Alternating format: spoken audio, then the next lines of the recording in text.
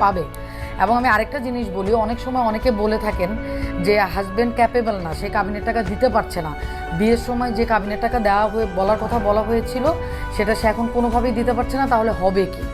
এইখানেও কিন্তু আবার নতুন আমাদের হাইকোর্ট ডিভিশনের একটা জাজমেন্টের নতুন একটা আমাদের ডিসিশন এসেছে যে যদি কোনো কারণে তার হাজব্যান্ড তার কাবিনের টাকা দিতে ক্যাপেবল না হয়, তাহলে হাজব্যান্ডের পরিবারের হাজব্যান্ডের বাবা বা বড় ভাই বা ছোট ভাই কোনো মেল পার্সন তার যদি ফিনান্সিয়াল অবস্থা ভালো হয়, তাহলে তাকেও কিন্তু ওই কাবিনের টাকা দিয়ে দিতে হবে।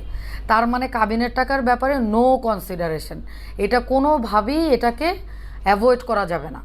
এটা আমি ক্লিয়ারলি বলতে চাচ্ছি আমার দর্শকদেরকে, যারা অসংখ্যবার এই কোশ্চেনটা আমাকে করেছেন যে আপনারা ডিভোর্স দিলেই আপনারা কাবিনের টাকাটা পাবেন না। এটা একটা ভ্রান্ত ধারণা। আপনি যার সাথে থাকতে পারছেন না তাকে আপনি ডিভোর্সও করতে পারবেন এবং তার কাছ থেকে আপনার যে কাবিনের যে টাকাটা আপনার পাওনাটা সেটা আপনি চাইতেও পারবেন। ধন্যবাদ।